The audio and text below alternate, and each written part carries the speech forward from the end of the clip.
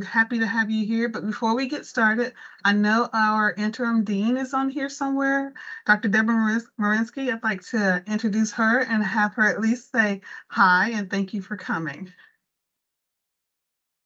Good evening, everyone. First, I would like to thank Teresa for putting together this workshop on an issue that is quite important to our faculty and to our staff. And so I am very appreciative that she is taking the time to put this together. I also appreciate Robert for getting the word out and helping Teresa with this workshop. For all of you on the other campuses that are presenting today, or those of you that are on the Southern campus, I thank you as well. And for everyone that is teaching for us, whether it be on the Southern campus or on any of the other regional campuses, I'm glad that you're here and taking time to participate in this event. I'm hopeful that this is something that we can continue to offer, just to make sure that our faculty know their responsibilities when it comes to students with disabilities. So that's all I have to say. So thank you, Teresa, and open it up to you. Thank you. Before I share my screen, I want to let you know that all the coordinators are here tonight from each of the campuses. We have our interim director who's in Athens, but we also have coordinators at each of the regional campuses.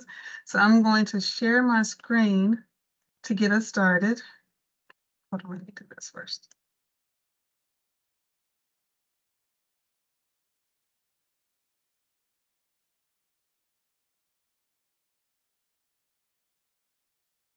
So as we get started, we want to make sure that you understand how we appreciate you being here and how this is important to us. As coordinators of accessibility services, this is what we do. This is our lives. This is what we live and we breathe. But having faculty attend and getting this information and being interested in getting this information not only helps the institution, but it helps our students. When you care, they can tell. So we're going to go ahead and get started.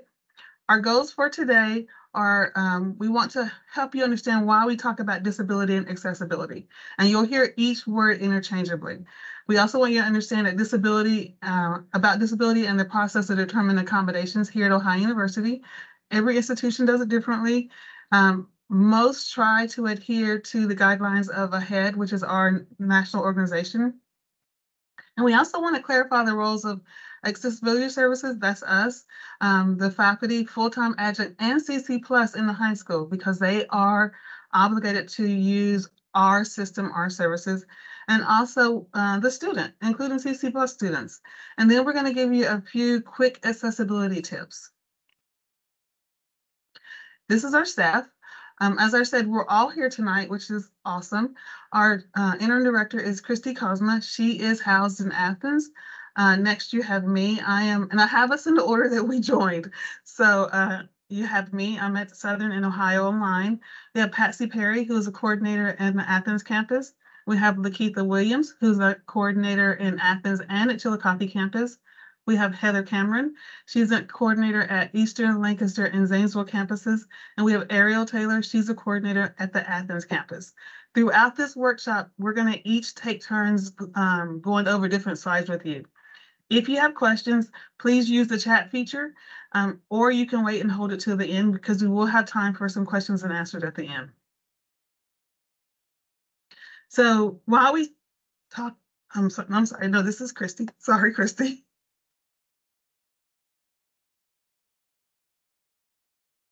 So I just want to thank Dr. Pleasant and Dr. Mackenzie both for giving us this chance to get to know you all a little bit better and hopefully start a good working relationship should you have any students registered with our office. So we do want to start off first by this information. Why did we talk about disability? I took an older slide and was looking at it, and I realized that the info just was not up to date at all.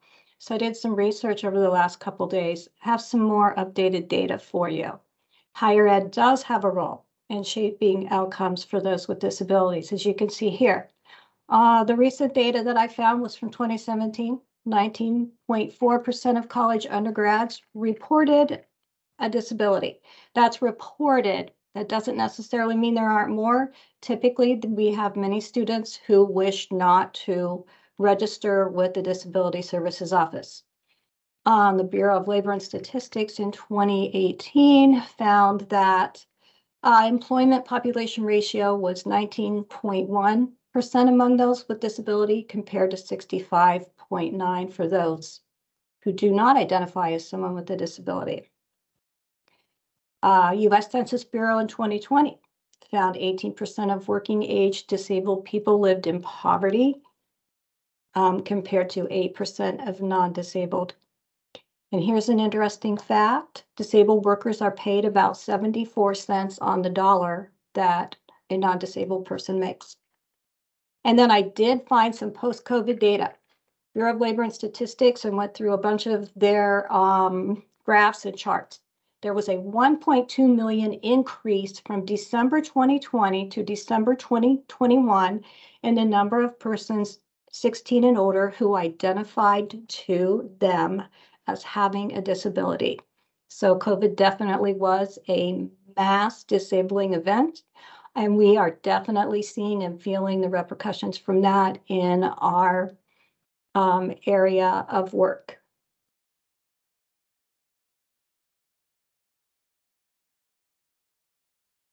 So what is faculty impact on students? So we asked students, why do you leave? What's affecting their persistence, their retention? Institutional ableism is a big one, as we all know. Higher ed, colleges, universities have been historically very good at institutional ableism. They weren't designed for the disabled, not just physical access, but classroom, content, everything. Another reason students cite is inconsistent accommodations. They may, that can be within the same university where, for some classes, they'll utilize accommodations and other classes not. It can be if they're switching from one college to another one, they don't always necessarily receive the same accommodations. Students also cite a lack of faculty awareness of disabilities and of disability resources. And students have negative attitudes or perceptions of faculty instructors who may be unfamiliar with disability. And of course, we kind of refer to that as a possible unconscious bias. I just like to say, we are constantly checking ourselves, even in our office. Do we have higher or lower expectations from a student regarding their performance or engagement or their general capabilities, just based on what we know from their, registering with us? Faculty can sometimes view disability as a negative, as a burden, as something that just, they have to adjust and do extra work for. Sometimes faculty go on the opposite end of that spectrum and think of the student as a great example or as someone who's, saying they're inspirational or they serve as a good example for other people because of how they have to try harder. So, again, we're always checking that, and we hope that faculty are.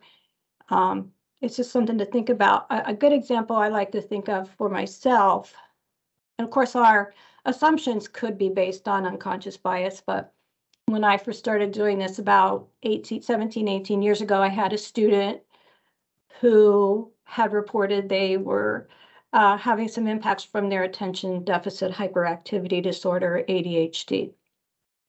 The student made an appointment, came in to see me. I said, "What brings you in today?" And he said, "I'm just having so much trouble focusing in class. I can't get my ADHD under control." And I looked at the student, and he had one arm. Had no difficulty with overcoming that, with needing any kind of accommodations to deal with the fact that he only had one arm. He was just there because he was struggling with his ADHD and maintaining attention. So if I had seen that student first, I would have made a lot of assumptions based on my unconscious bias about what he was there for. So again, we never know. So what frames and guides us? Disability law in higher ed is based on two things: the Americans with Disabilities Act as amended and Section 504 of the Rehabilitation Act of 1973. They're intended to protect persons who have been historically excluded from education and employment opportunities. Our focus is on access. We try to create a level playing field. These laws do require institutions to develop policies and procedures to address compliance issues, and they do prohibit discrimination and require reasonable accommodation. So again, we work under the umbrella of these laws. However, our focus is never on the legal aspect. We're trying to reach a point where we can get creative, find ways for equal access, and not always resort to that line that, why do you have to do this? Because it's the law. We want it to be because it's the right thing to do and the most reasonable to make sure the student doesn't have a barrier placed in front of them.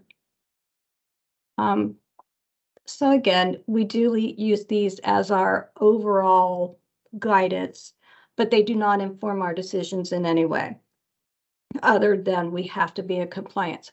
We always tell students that when you come in and meet with us, your personal narrative of your impacts, your struggles, all of that is just as important as any documentation you can give us.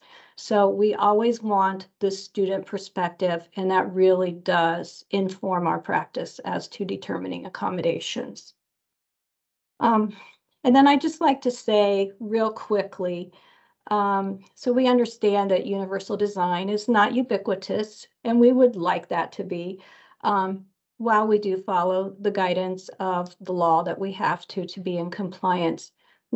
Our goal is to reach a more, use a different kind of model of disability, which is the social model. And I know we're here to focus on your responsibilities, but I do want to take the chance just to say that our office does strive to work towards a better model of how we see disability. We want to understand that impairment and disability are really two different things. So what the social model tells us is that students aren't disabled because of their impairment. They're disabled because of the environment and the situations which we have all created in which they are in and they must overcome. So, we're trying to build a more proactive and sustaining, inclusive overall environment on the college campus for our students, and not just tackle it as making accommodations. So, having said that, we still have to go back to the ADA. The ADA's definition in a nutshell of disability is a physical or mental condition that sustainably limits one or more major life activities. Some examples of those are what you see here on the list, and yes, it's not exhaustive, but those are some of the biggies there that we often see, and we can always provide you a list of what we consider to be the most helpful to know about if you're ever interested. I think Teresa's going to talk more about what we do. I am. Thank you. So we are with Accessibility Services. Our main office is in Athens. So we are charged with assuring that students at Ohio University are academically and programmatically accessible. The programming is accessible to all students with disabilities. Again, we want to make sure we're going to level that playing field. Ideally, in a wonderful world, we would not have to do this. Everything would be accessible. Universal design for learning would be implemented. Universal design would be implemented. That's not the world we live in. So that's why we have our jobs and what we do. We make sure that all students, that includes CC Plus students, because CC Plus students who take classes in the high school must use Ohio accommodations process. CC Plus students on campus must use Ohio's process. And CC Plus students who are taking classes online, asynchronous, synchronous, or they must also have Ohio accommodations, which makes it clear that students who go to college can have accommodations. One of the things that we constantly hear is we didn't know we could have accommodations when they went to college, or they were told when they were in high school, it's going to be different in college. You won't have these kinds of help. And so students are really discouraged before they come in our door. So one of the things that we do is make sure our students know that they can have accommodations. No, they are not going to be exactly like they had in high school, but some of them may be similar because we function by ADA and Section 504. So our guidelines are different. Again, Christy mentioned access. We guarantee access. We don't guarantee success. So one of the things that we do is on every campus, there's a central person. I'm at Southern, Christy's in Athens, Lakeitha, Athens, Ariel, Athens, Patsy, Athens, and then Heather's at Lancaster, Eastern, and Zane. So we're that central point for students who want to identify as having a disability. And I noticed that Christy mentioned earlier about having identified. A lot of our students live with disabilities, but don't always identify with us. So we want to encourage students to do that because it's to their benefit. We also maintain confidential disability files. Our files are housed differently than the student records. So when students self-disclose to us information about their disabilities, about their lives, anything, that information stays with us. We also use that information to determine what is reasonable and appropriate academic accommodations. That could be anywhere from extra time for testing, reduced distraction location, but our job is to make sure it's reasonable, but also it meets the student's need based on the impacts of their disability. We also are here to advise faculty and staff regarding implementing accommodations. I started at OU 8 years ago, and when I started, a lot of faculty didn't come to our office to ask questions and get those answers. That has changed, and we are thrilled with the level of collaboration and cooperation that we have with faculty now across all campuses. So we're here for faculty if they have questions, if they're confused, if they don't understand how to implement an accommodation with their class, whether it's an online class or in-person class, we're here to answer those questions. Or if they just have questions about what this accommodation means, we're here to help them. We also assist Ohio students in developing a network of support. We point them to the tutoring center, Tutor Track. We point them to other online services, wellness, health, mental health. We're here to help them and kind of guide them if they don't already know. We hope they know, but if they don't, we're here to help them to find those things that they need to support them as students. And then again, we're here for all Ohio students, and that includes CC Plus students on campus, online, and in secondary school classrooms. So if you're teaching a class in a high school, those students must use Ohio University accommodations for that class. So what is a reasonable accommodation? You heard me say that term. A reasonable accommodations is an alteration to remove a barrier to full participation in programs or services. Reasonable means that it does not create an undue burden to the institution. It does not create a direct threat to the safety of the students or others, and it does not fundamentally alter the nature of the program. We make sure that the accommodations, when we meet with students, we discuss this with them, we teach them about their accommodations, we talk to them about our process, but we want to make sure that these are reasonable accommodations. For example, a student wanting to have every test they take be open book, open note may not be a reasonable accommodation. Then again, it could be, but we have to assess that based on the information that we have. And that information could be from their medical records that they provide us, IEPs from high school, 504 plans from high school, and their self-report. So we make all these determinations based on the information that we get from the student. It's an interactive process. We aren't here arbitrarily making decisions. We talk to the students and we work through the process. Institutions also must have a clear process to receive and respond to requests. And Ohio University has done a great job of creating a process to receive and respond to requests. We are aligned in that we all function in pretty much the same manner because we all provide the same services. We use the same forms. We use the same processes. We use the same online accommodate system. So all the coordinators at all the campuses at Ohio University, we process requests in a similar manner. Now, we each have different styles of engagement with students when we do our intakes, but we all use the same processes. So a student who's at Southern, who decides to go to Athens, relocate to Athens, the only thing that will change for them is their coordinator. So Ohio has done a great job of having a clear process. Next, you're gonna meet Patsy Perry, and she's gonna talk to you about some of our assistive technology. Hi, assistive technology. More and more students are using assistive technology to be successful. And it can be any item, piece of equipment, or software program that they use to increase, maintain, or improve the functional capabilities of their disability. It can be provided by us through our office, or it can be equipment or a software that the student already owns themselves.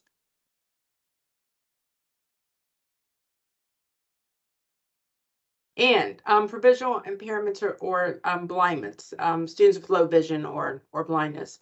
Some of the typical AT include ZoomText, which is pretty standard on many computers and computer programs anymore. It just enlarges or magnifies the everything on the screen.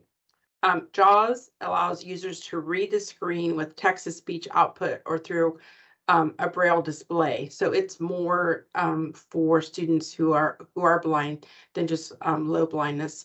And alt text provides visually impaired or blind students with a text description of what a picture is. They don't know what the picture is unless somehow it's described to them. Hearing impairments or auditory processing. FM systems, which you'll see in just a minute, some examples are the hearing devices of students who have hearing aids or cochlear implants, or for students who do not have hearing aids but do have some hard of hearing or difficulty hearing. And it's comprised of two main parts, a transmitter and a receiver. And often the transmitter captures the sound by a microphone, and then it connects to a transmitter. So that the student has a receiver. You might be asked to have a mic clipped to you, or a little device that kind of looks like a pin setting near you when you speak or lecture at the front of the room. And then the student would have the transmitter and they could hear what you're saying during lectures. Patsy, we have a question real quick. Okay. Rob says, if a student provides their own AT, are there guidelines as to what is permitted or the quality of the device and software?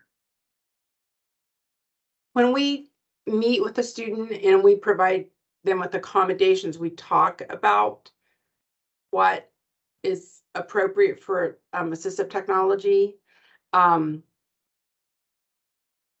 Quality of the device or software, if they own their own and they're used to using that, then that would be their choice.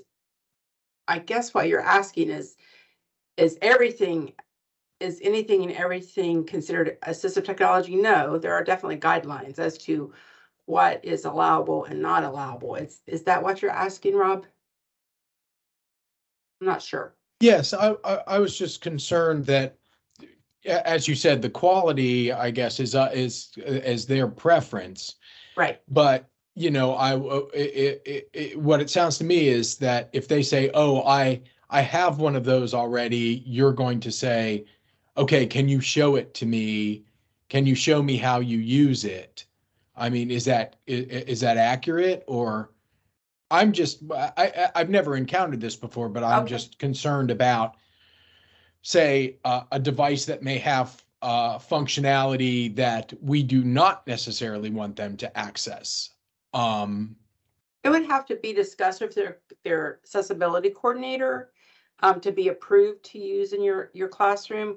When we're thinking that they might own the device, like a hearing aid, they might already have the hearing aid. They already have a receiver for the professor that they're used to using. But if it's like something, you know, there's some limits, like some fancy something may give them more information that is allowable for the class. So that would be a Yes, discussion that's what between I'm their- thinking. Yeah, okay. And I'll just jump in real quick. I think to, one of your concerns, Rob, would be that if someone's using, it looks like some kind of technology or device or software, it will be in their accommodation letter that they provide to you. So if you see someone with equipment that doesn't look familiar to you or looks like maybe not what they should be using in class, you know, refer to the letter and then let us know if not. But yeah, if a student is approved to use technology, it'll be in their accommodation letter to you. Yeah, and I just thought of something while I was saying, I'm sorry to take up your time and belabor this, but what I was thinking of was something like, for example, you know, I use a lot of terminology, and part of the, you know, part of the learning process is, you know, understanding me asking questions about terminology, and I wouldn't want, say, a person to have like a screen reader or an audio device that potentially would provide a definition for the person, because I know, you know, devices are getting smarter and smarter every day, and sometimes they, you know, they do what they're supposed to do, but that may give I may be making up something that would never, you know, would never occur. But it sounds to me like you're saying that whatever they're going to use would be vetted by you potentially before they use it. And then you would be informed. Yeah, thank you. And if it's something you're concerned about, let the coordinator know. Yes. Always ask. If you're Yep, concerned, always. always ask. Patsy, you Thank ready you. to go on? Yeah, next one. These are examples of FM systems that, you know, you might be asked where the loop is like a microphone for you, or the pin you could set near you. The little round disc could take up, like if you're having a group discussion, could set in the middle of the group. Those are devices, the Phonak devices that we provide to students. And some of those students, like I said, already have hearing aids, and the equipment has to be synced to their hearing aids. And other students, we provide a receiver for them.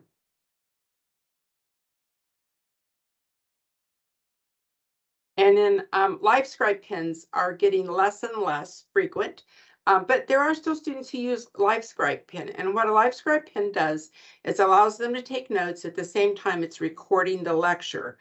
And then it allows them to go back later and refer to their notes and listen to the parts of the lecture that they want to listen to.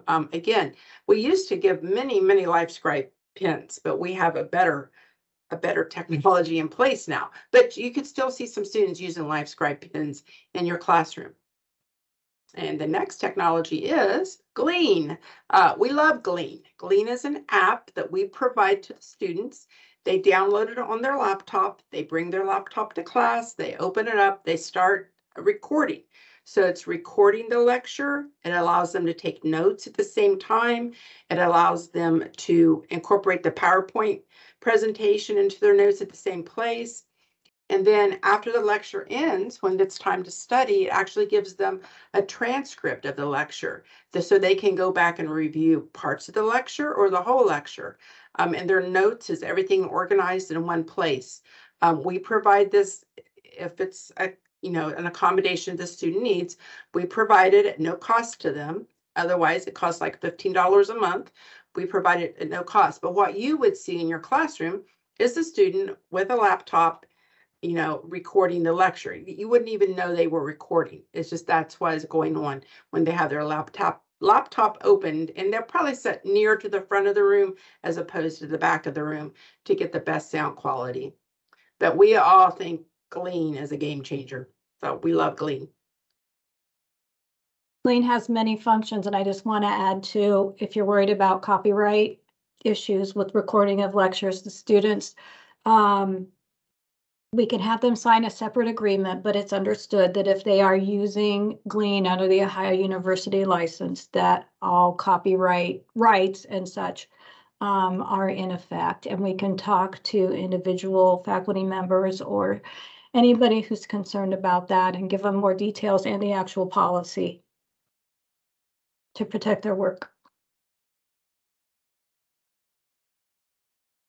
Next, you're gonna meet Heather Cameron. She is at our Zanesville campus, Eastern campus, and Lancaster campus, and she's gonna talk to you about our deaf, hard of hearing accommodations. Hi, thank you everybody for coming. I just want to take a couple minutes to talk about the accommodations regarding students with deaf or hearing impairment accommodations. I do want to mention I'm on the 3 campuses, but I also coordinate American Sign Language and captioning for all of Ohio University students. So I do have a lot of interactions with faculty from all campuses.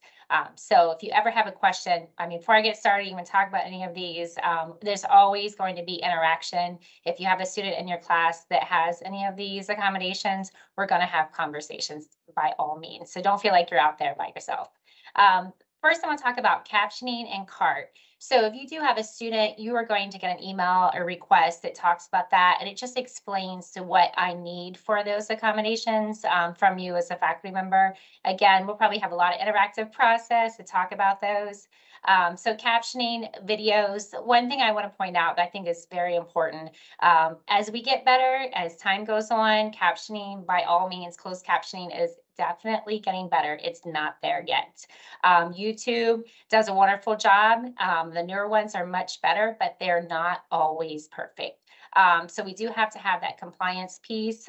So I definitely always encourage them, send them to me, let me review them. I'm going to be looking for grammar.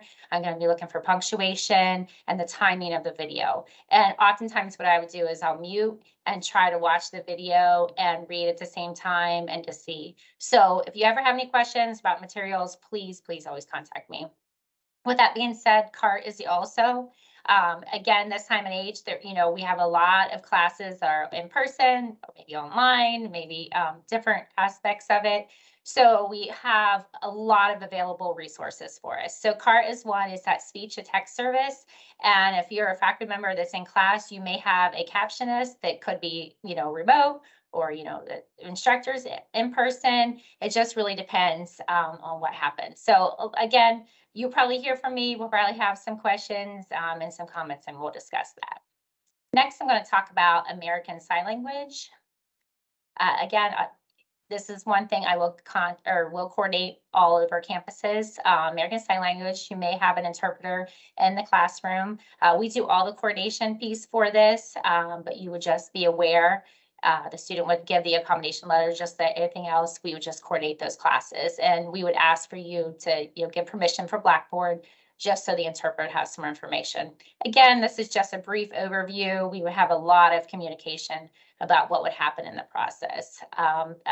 Could be the interpreter would be there. Sometimes we have in-person, online, remote. So all of those will be coordinated through me. So if you have any questions, you can email me, call me. We do have one question, Heather. Okay. Susan asked, is CART effective with lecture classes, and or are there recommended settings for using CART? Say that first part again, Teresa. I'm sorry. Is CART effective with lecture classes? Yes. Okay, and then, and or are there recommended settings for using CART? We contract through Heritage. They have a little bit more information, but Chrissy, you may help out on this. I haven't had a lot. Yeah. CART is super effective with lecture classes. If it's in person, you would be asked to make sure, probably by wearing a mic, make sure that, you know, what you're saying can be heard. There will be someone offsite remotely who's listening to what you say, typing that out, and that's bouncing back to the hearing impaired student's laptop. So they're reading with just a few second delay of what's going on in the class.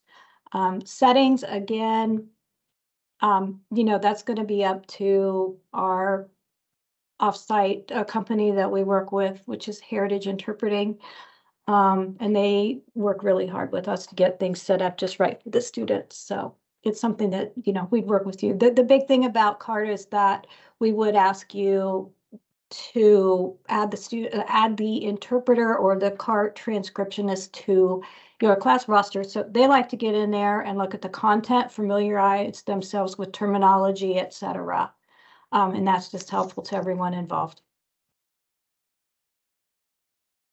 And it looks like we are making a big switch in topics. We are. Just briefly wanted to mention service animals and assistance animals. And if anybody's familiar with disability services, we could go on for days with our discussions about these issues. What you need to know is there is a difference. Service animals are dogs, only dogs. Very rarely it has been approved for a miniature horse, but we're not doing that anymore. So service animals are dogs that are individually trained to perform specific tasks or work for a person with a disability. A service dog is permitted to be in your classroom and the library and other places on the campuses. Assistance animals, which most people refer to as ESAs or emotional support animals, provide assistance for the benefit of a person with a disability or provide assistance that alleviates symptoms that affect the person within their living quarters. Assistance animals / ESAs are not permitted in public facilities such as classrooms, dining halls, library, etc. Basically, if someone's showing up to your class with an animal other than a dog, that is not their service animal, you can ask them to leave and then by all means let us know so we can see what's going on there. Yes. Flying squirrels are not service animals. Cats sitting around the student's neck, walking into the classroom, that's not a service animal. Both those things have happened here. So yeah, let us know. So next, I'm going to talk about the next few slides. First is the student's role in the process. The students must self-identify to accessibility services as a student living with learning with a disability. The student must participate in the interactive process to determine their accommodations, and they must provide notification to faculty in a timely manner. Now, when I first started here, I was told a lot of syllabi stated students had 2 weeks to submit this to their instructors at the beginning of the semester. And that was it. That is not true. Students have the entire semester. We say timely manner because we want students to do this at the beginning of the semester. We want them to get the most benefit of this. However, some students may choose to do this notification later in the semester. Some students may not get registered until later in the semester. So having a 2-week window that was the only window is not going to benefit all of our students. And in fact, it's kind of illegal because you can't tell students they can't do that. So when we say timely manner, we encourage timely manner. Now, timely manner for you may be different for the student. The student may think midterms is timely. We encourage the beginning of the semester. So students can turn this in up to the last week of class. We encourage them not to do that, but students can turn your notification in. The way you're going to get notified is you're going to get an email from the student that's going to be a forward of the email they received from us, which is going to be their semester request decision, which will list their accommodations and your classes. Or some students prefer to print it out and walk into your classroom and put it in your hand. So they may do either or, but the student must notify you. If a student tells you they have accommodations, ask them for their email or their letter. Next, students are responsible for engaging with faculty to develop a plan for implementation. If the student wants to take their test in a reduced distraction location, they can choose to do it in a testing center. I encourage students to speak to their faculty and let them know that that's their choice. And the student needs to, the faculty works with the student to make sure the test is in the testing center. We want to make sure that the faculty is involved in this process. This is not us telling you what to do, how to do it, or why to do it, but we want you to know that you're part of this student success too. I think there was a question in the chat. John said, what would you recommend if a service animal is disruptive to class? Walking around to other students' desk, for example. Christy, you want to handle that? Yeah, you can certainly speak with the students. I would recommend privately if at all possible. If it's like really disruptive in the middle of your class, obviously you can say something about, please get the dog under control. Let us know, because we do want to have a conversation with that student about our expectations for service animals. We have another question in the chat. What Hmm. if the notification is after the exam? Accommodations are not retroactive. The day the student gives you their notification is the day their accommodations start. So if they choose to wait until after that first exam to see how they're going to do, you can't go retroactively back to the beginning of the semester and apply accommodations to every exam or quiz that they took. They start the day the student notifies you and they go forward. We have another. Oh, go Define ahead. reduced distraction. Reduced distraction is that it doesn't have to be a private room, but it needs to be an area with less density than a regular classroom. So for example, if you have a student who is in your class and you have 35 students in that class, and the student requests to use the reduced distraction location, they can ask to use the testing center. Most testing centers, like here at Southern, I think we have 6 or 8 test cubicles. That's reduced distraction because it's not the full density of a classroom. Nursing has been great here at Southern in that they have been willing to help students find reduced distraction locations. They will use a classroom that's beside the class where they're in, and the student will go in there. Or they'll send the students to the testing center, and the students will use the register blast system to schedule their tests in the testing center. So reduced distraction is less density than the classroom. Does that answer your question? Less density, less noise, less people coming and going. We always make it clear to students, we cannot provide a totally distraction-free environment. We are not mandated to. It would be nice, but we can't. Like for HCOM students, they may be in a room, we'd say with maybe 5 or 6 others taking a test. It's just a matter of reducing. There is no set definition, unfortunately. But, you know, a Teams meeting where you're watching a student take a test on Teams and there's other students there also, that's not really reduced distraction in a virtual situation like that either. We do have professors who, this is part of engaging with the faculty, the student and the faculty. We have professors who'll say, I have a place where my office is. In that area, there's a little, you know, separate room. You can go there, take your exam. Somebody will be around, you know, while you're doing that, if they don't have the time. So you can be flexible. It's just make sure that it's reduced distraction. And if you're wondering, call the coordinator, call us and ask us. Mm-hmm. We absolutely will answer those questions and help you figure out a place that is reduced distraction. Some instructors want their students to take their exams at the same time as the rest of the class. We can help you figure out how to implement that and find a reduced distraction location that's close to that classroom or even in the testing center. But we understand the need to have students testing at the same time, and we'll absolutely help you with that.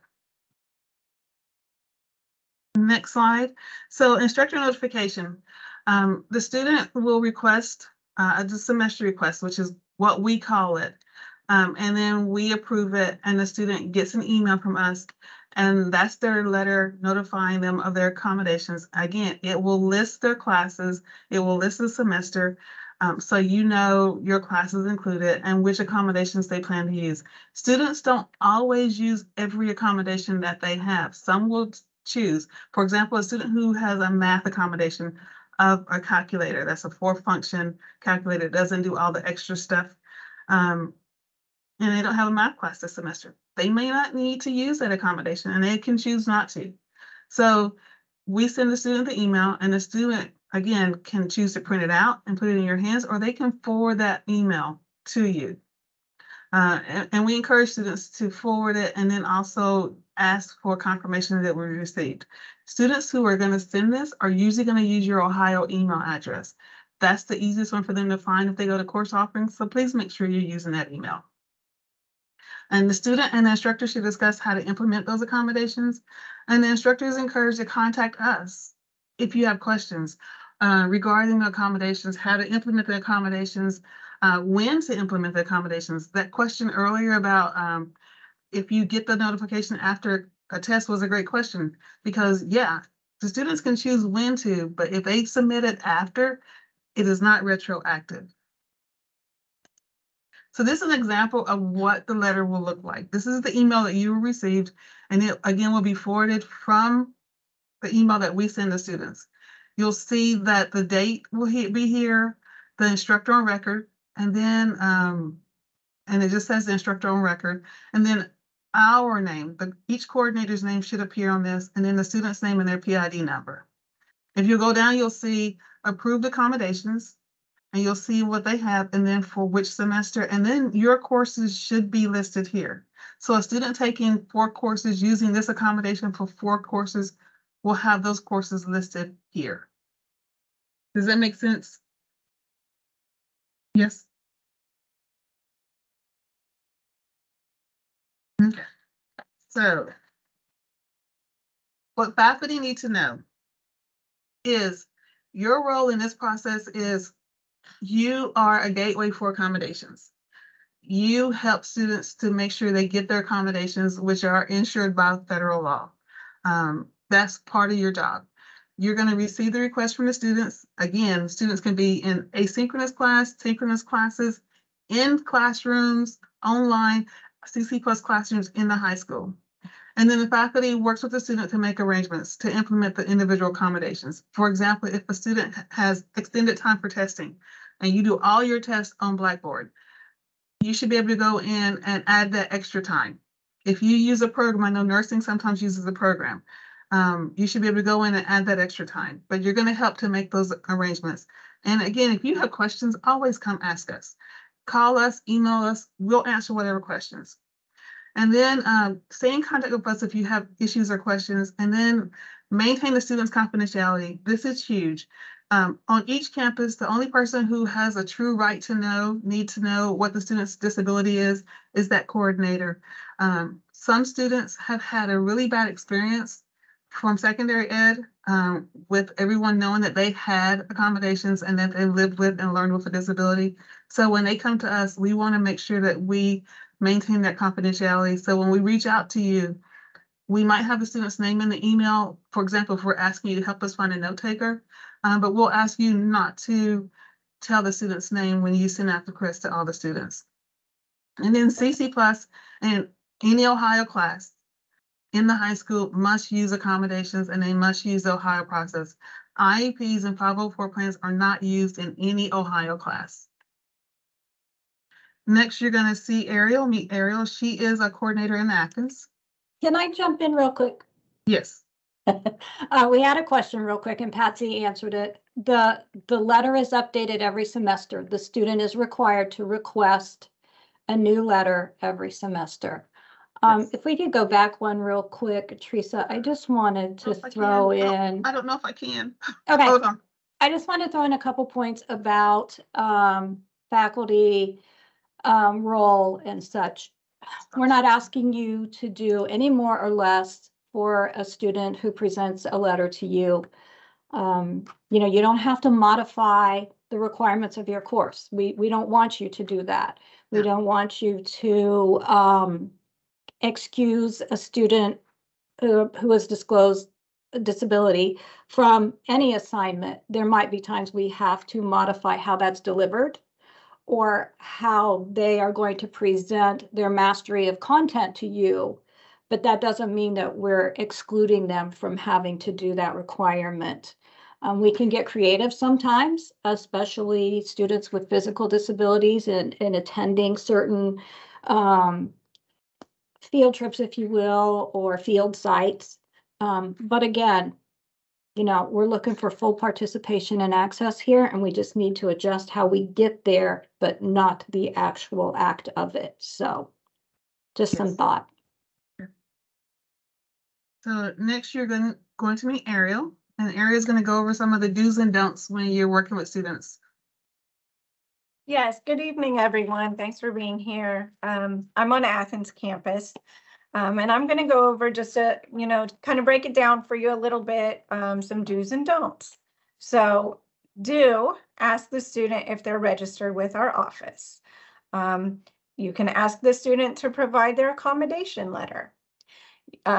Discuss with the student privately how their accommodations will be implemented in your class. And again, there's flexibility with that. I think Teresa touched on it earlier, like, are you going to use the testing center, or can we provide a space for you on our own? Those kinds of discussions can be held, but privately.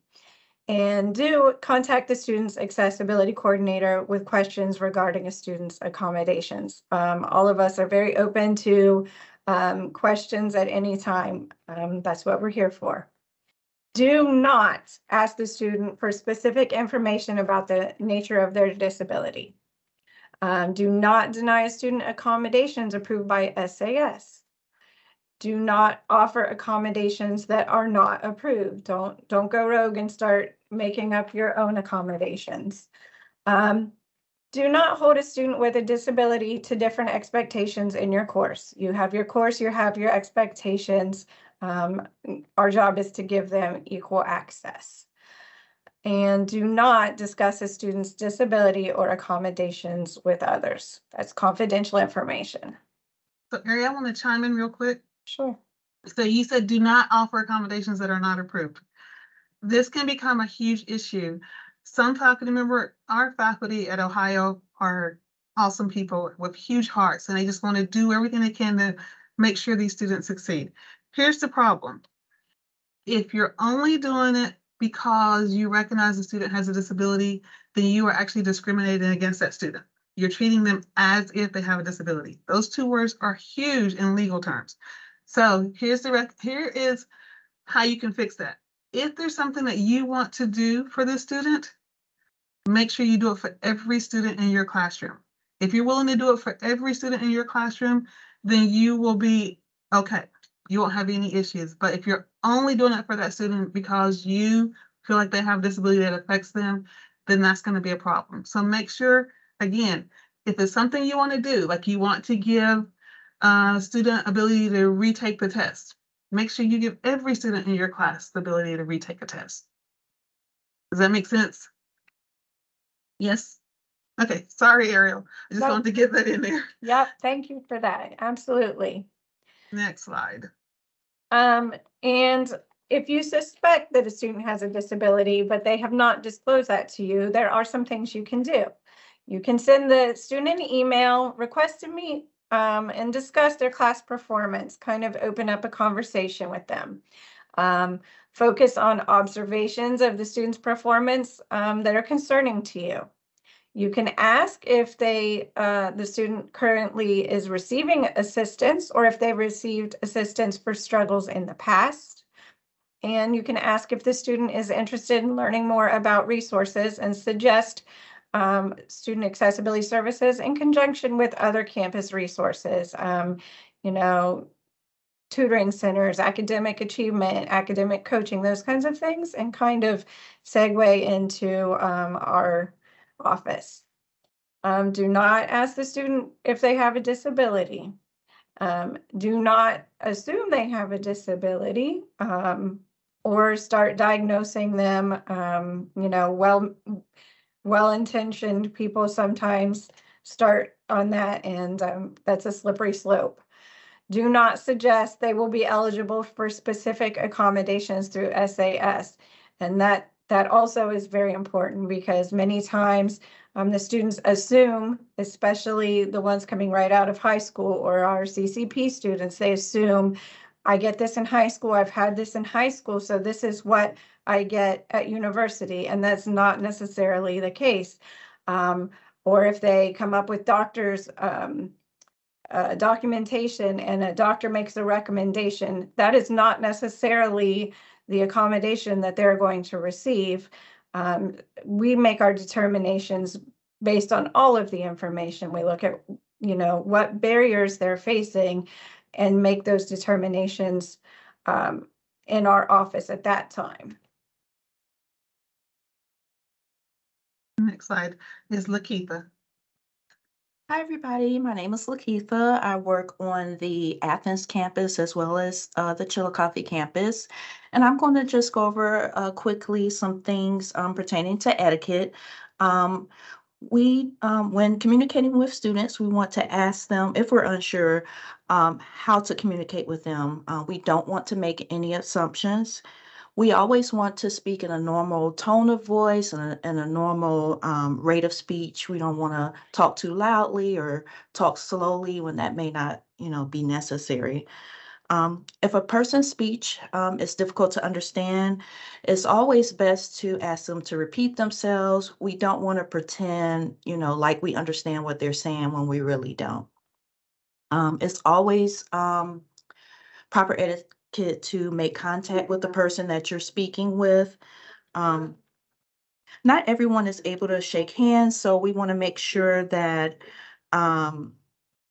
we keep that into consideration. And if they offer a handshake, it's okay to go ahead and do that.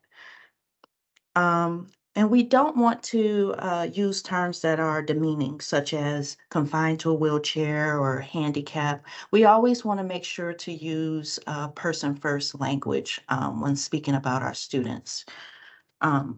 Next slide, please. So then here are just a few accessibility tips. We recommend that faculty and staff include in their syllabus a statement about accessibility. We want to make students feel welcome to meet with faculty and staff regarding their accommodations. Please keep in mind to select textbooks and required readings in advance of the semester starting. That's helpful to students who may need to get some books in different formats and things like that. It will give them time to be able to do that if they have that ahead of time. When utilizing videos, we want to make sure that they're captioned. We want to clearly outline the expectations of the course, including the deadlines, especially when we have students that may have, an accommodation about deadlines. Having that clearly defined in your syllabus will make those conversations a little bit clearer and a little bit easier to have. Again, when speaking with students with, all students, but students with disabilities, we want to speak clearly in a normal tone. And when we're face to face with individuals, we want to make sure that we're facing the person that we're speaking with. We encourage you to ask questions. Repetition is helpful. For students that may have a service dog, we want to remember, although they're fluffy and cute, we want to be sure to not touch the service dog because they are working at the time. And we never want to make assumptions about a person's disability. That kind of goes back to what Ariel was saying about we don't want to diagnose and we don't want to assume what someone is able to do or what they're not able to do. Next, we're going to have Christy join us again. She's going to talk a little bit more about the process and also give us information about appeals and complaint process. Before we do that, though, Christy, we do have a couple of questions in the chat. Mm-hmm. The first is, I have had students who have accommodations but never make an appointment with accommodations to take exams, but instead to take exams in the computer lab with other students. Am I required to weekly or bi-weekly submit the exam information just in case the student decides to use the accommodations? Next part, the students told me submit official emails that they have accommodations just in case they need to use the accommodations. Just curious on this answer, as I have in the past continued to submit the required accommodations for the student, which takes extra time, usually weekly, to fill out the required for the form on my part, which I will continue to do if needed. So the question is, if a student notifies the instructor that they have accommodations, but the student chooses to take a test in the classroom or the lab with other students, are they required to still send the test information to the testing center? Not necessarily. This is where you come in with your initial discussion with the student. Say, if you at this time, if I'm understanding, you do not want to use your testing accommodations, you know, you could perfectly fine to let them know you're not going to send your exam to the testing center or computer lab through that process that you normally do. You can also let them know that should they decide they do want that accommodation for test number 3 or whatever it may be, they need to let you know so that you can make arrangements. And it might be that it's not, you don't have enough time to get it to the testing center or where they're testing, and you'll have to come up with another solution. Students do not have to use their accommodations if they choose not to. So, but that doesn't mean that you can't say, look, I want to get a clear picture with you of how this is going to work. And please let me know well enough ahead of time if you decide to use that accommodation on testing stuff, so that you both know where the test is going to be taken, when it's going to be taken, that kind of thing. Okay. There's another question about housing, but I think we should save that to the end for you Athens folks to handle, because I have no clue. So, and I see Susan, yeah, and Susan answered that she kind of does exactly that. Get with the student and say, I want to make sure that I know, you know, are you using testing accommodations or not? So excellent.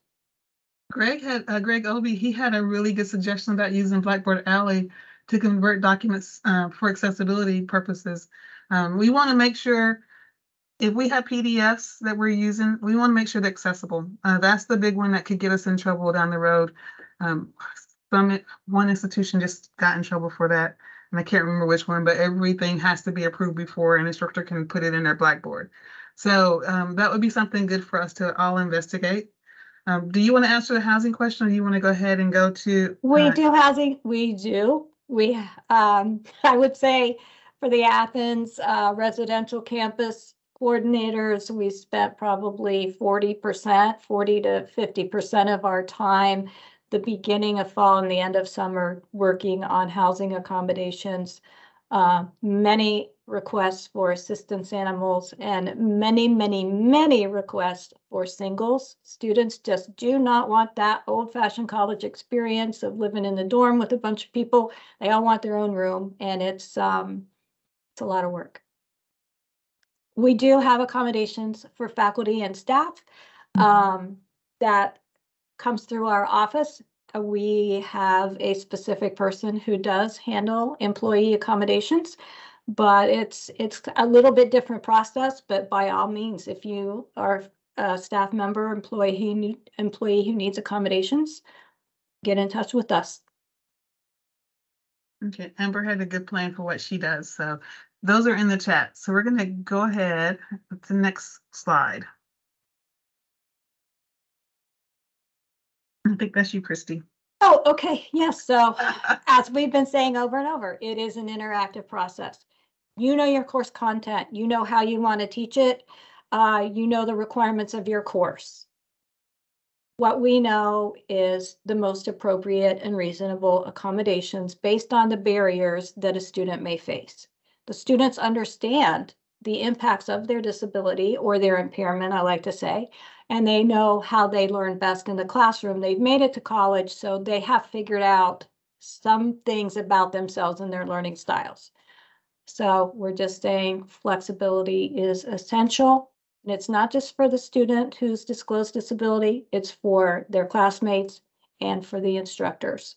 So we just always want you to know, sometimes we make up stuff and it's not like an approved accommodation for anybody else, but as long as we're in agreement with the professor, anyway, just we want it to be interactive and flexible. We do have an official appeals and complaint process for questions about accommodations. You should speak to the accessibility coordinator first. If you or a student has any concerns beyond what the accessibility coordinator and the faculty member can work out, they will appeal any decisions. Those would come to the director. It's me for now. If they don't like my decision, they can appeal on up to the University ADA 504 coordinator, and that is for academic accommodations and housing accommodations also, which is the majority of our appeals. Next, some frequently asked questions. These are some of the things that we hear from faculty and others. So first is, what if a student says they have accommodations that are not on the letter? If a student tells you they have an accommodation and you don't see it on the letter, ask the student to bring you a new letter. If the student has the accommodation, they can go into our system and request it. If they don't have it, then they won't be able to request it, and that will answer your question. Next is, am I allowed to make adjustments that are not on the letter for the student? We covered that. The answer to that is yes, as long as you're willing to do it for everyone in your class. Again, if you treat the student as if, then you're putting yourself and the institution in legal jeopardy. So you want to make sure you don't do that. But if you're willing to do the same thing for every student, I say go for it. Next, I teach a CC Plus class in the high school. Can the students of accommodations just use your IEP 504 plans? The answer to that is no.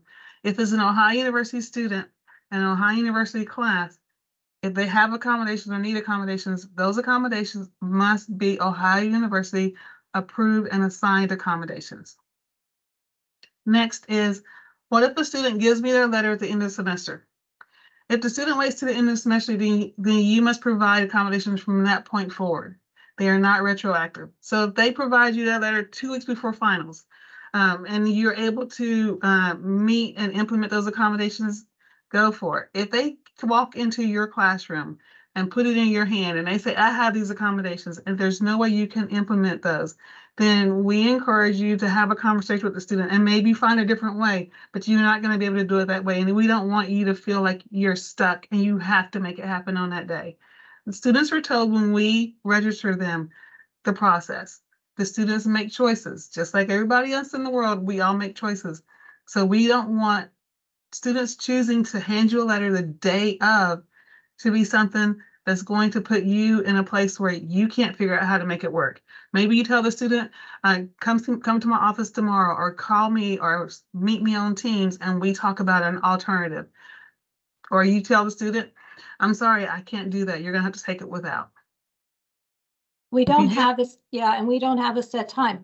If a student gives you a letter for a test that's that day, like Teresa was saying, obviously you might not be able to do that. If it's the next day, even, we say reasonably at least 2 or 3 days for you to make arrangements for testing accommodations. It might take longer than that if materials need to be given in an alternate format, if something needs converted some way. Again, we don't say it has to be within X number of hours or days, but nobody's gonna be upset if it takes you more than a couple days, if it takes you, a couple days or so. Mm-hmm. And we're always here to help, especially with converting materials and things like that.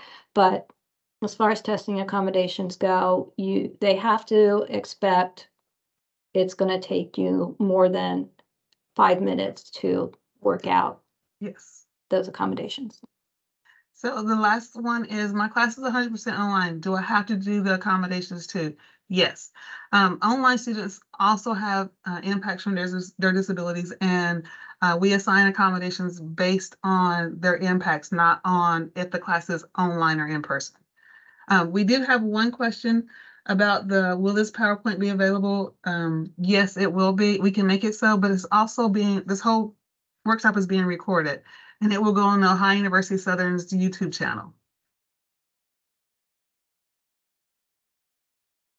We're going to get through this, and then we'll come back to a couple of comments, okay? So next we have Ariel. Okay, I'm just going to present a case study, and then maybe we can have a little bit of interaction here. Case study 1, Catherine. It is the 3rd day of class, and afterwards, Catherine comes to speak to you. She gives you an instructor notification letter, which lists the accommodations of extended test time and a reduced distraction location for tests. First of all, how do you respond to Catherine? And anyone who wants to chime in can unmute and say how would you respond, or put it in the chat. This is the interactive part where you all have to say something. I'm sure some of you have had this come up in class, and how did you respond?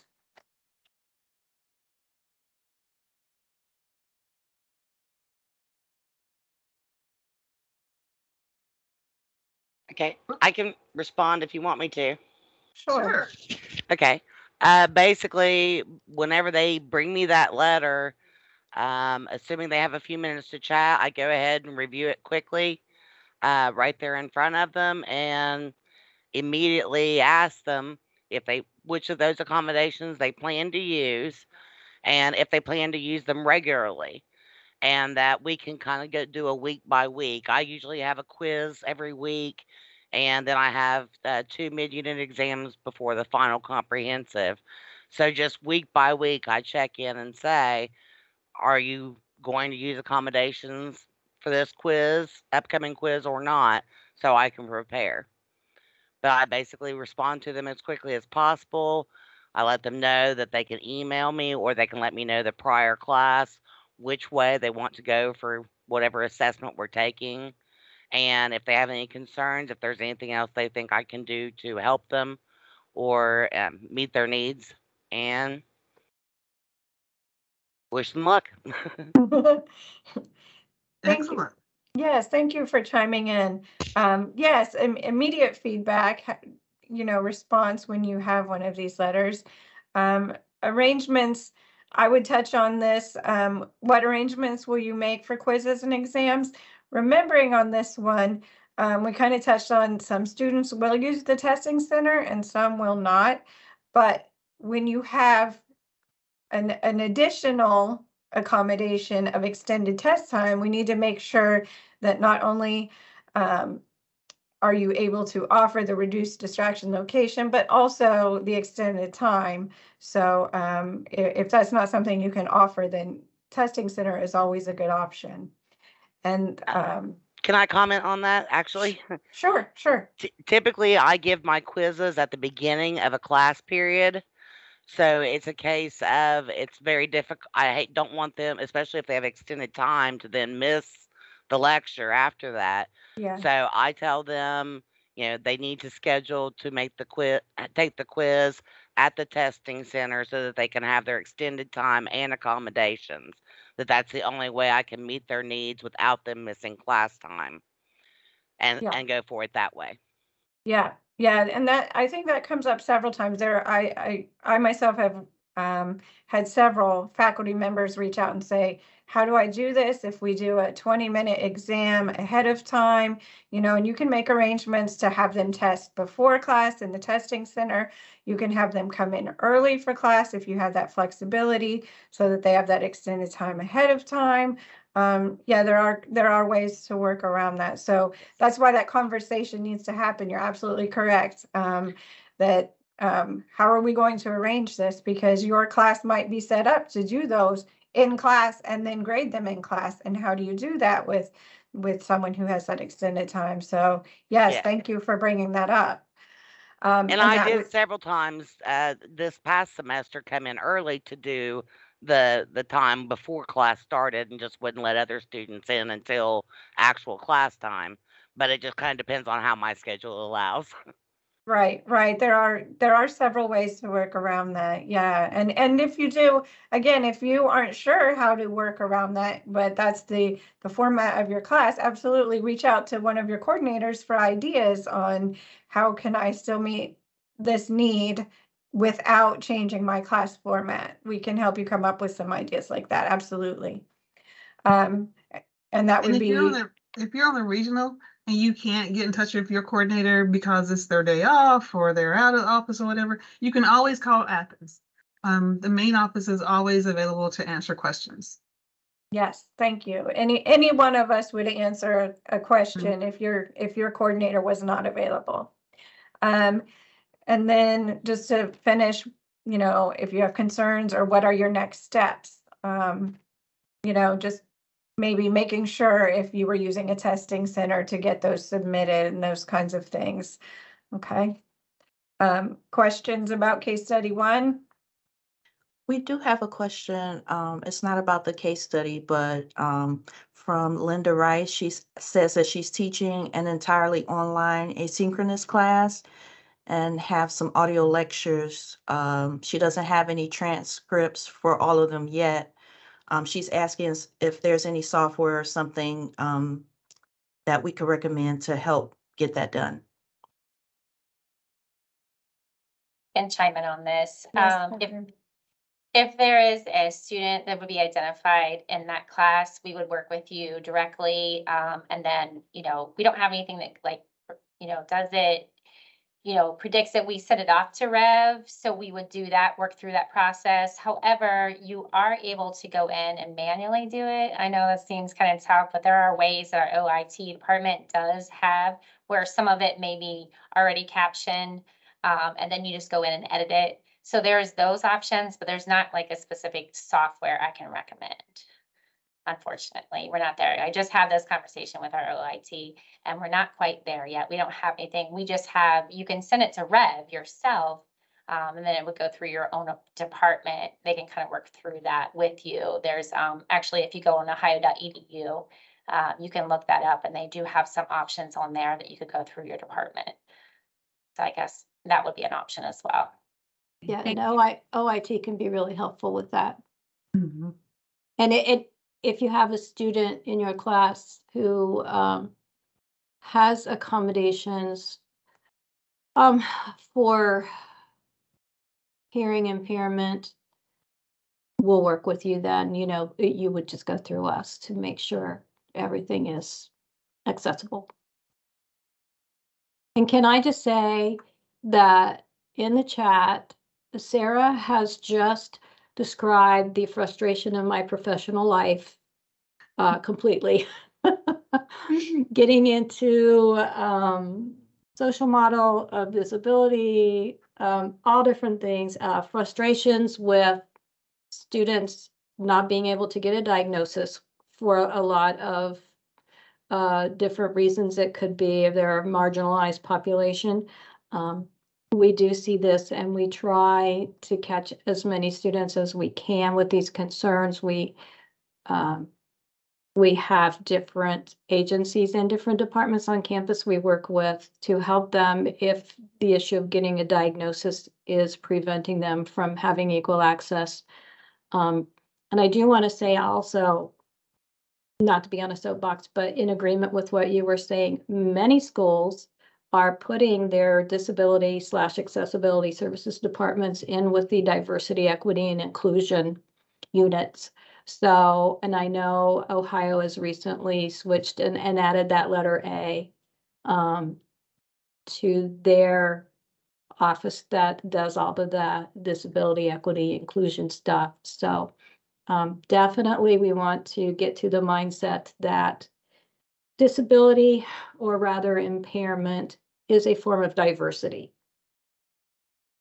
So, yes, but no, thank you for all of that. I hear you completely. Heather, you want to do the next case study? Yes, this will be case study 2. Felicia, during the first week of classes, Felicia's accessibility coordinator contacted you about her needing an alternative presentation format as an accommodation. The coordinator does not go into detail about the accommodation as needed, but would like to discuss alternative options to the in-class presentation format you have prepared for. So, how do you respond? What are your concerns and how you to proceed? Anybody?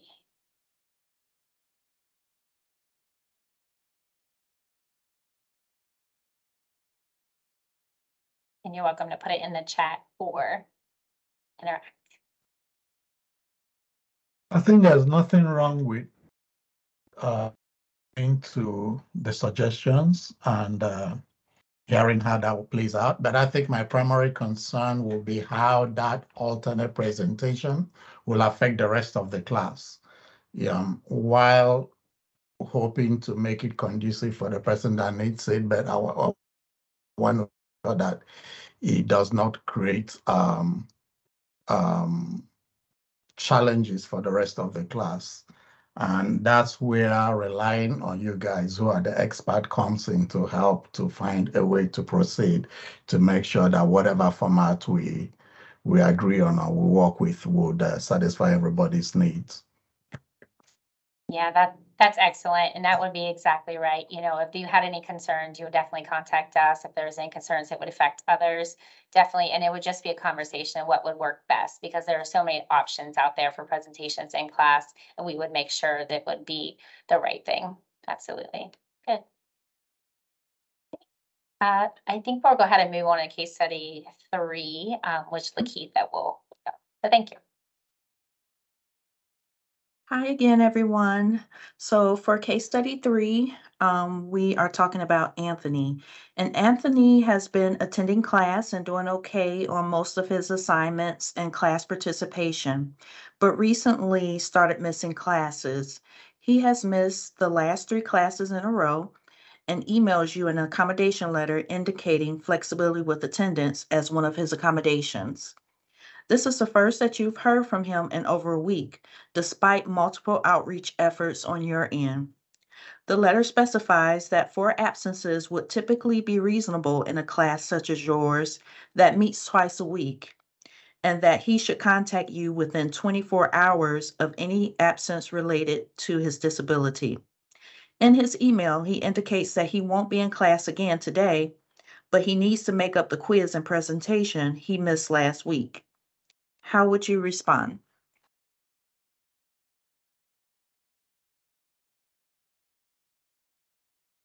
I think I would tell Anthony that I'm really happy to hear from him. I am glad that he has accommodations in place, and I'm happy to work with him moving forward. But based on everything that we have been informed about, these are not retroactive, as Dr. McKenzie had said. So moving forward, this is something that we will be using. But at this point, there isn't anything that we can do about the quiz that's been missed or about his previous absences. If there's an attendance policy, there may not be an attendance policy for the class too. Thank you.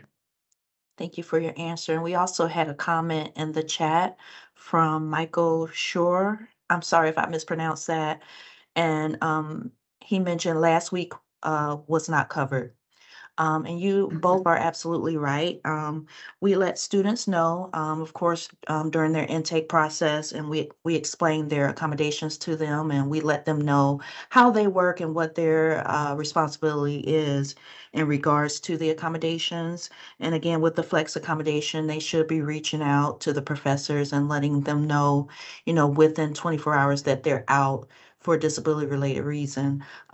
We always tell students you don't have to give any details, you don't have to provide a doctor's note or anything like that, but you do have to reach out. Thank you, Michael, for letting me know that I pronounced your name right.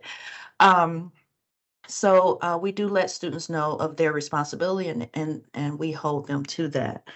And we also let students know that professors are simply not aware that they have accommodations unless they provide them the letter. So if they're providing you the letter after the fact, we can't hold you to something that you didn't know. So does anybody else want to add something to that? Anybody, any one of our guests or any other coordinator want to add to that at all? Keep in mind, if you have an attendance policy or an absence policy or excused policy, for this student who didn't submit their documentation, their notification until after the fact, look at your syllabus and what is your policy? Have they already exceeded the number? If the student says they were in the hospital and you require something from medical, in that case, then yeah, have them give you that discharge summary or something and black out why they were there. But you can rely on your syllabus and your policy too. It's not just us. Ours are to mitigate the impacts of their disabilities. But if a student doesn't notify you early enough, but you have an attendance policy that talks about number of missed days and talks about if you were sick and doctor's notes, you can always lean into that and encourage a student to do that to help them get over whatever hump they missed. Okay. Next, let me go to the next slide, and then I'm going to ask you a question. This is our contact information for Athens.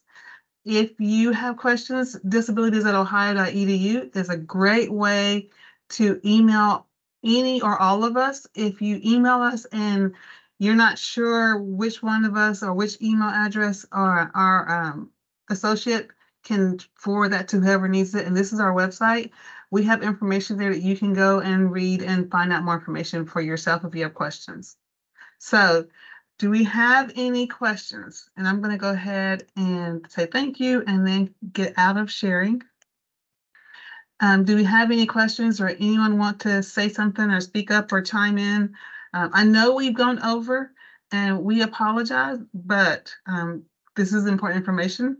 And we want to make sure you have all you need going forward. Classes start next week.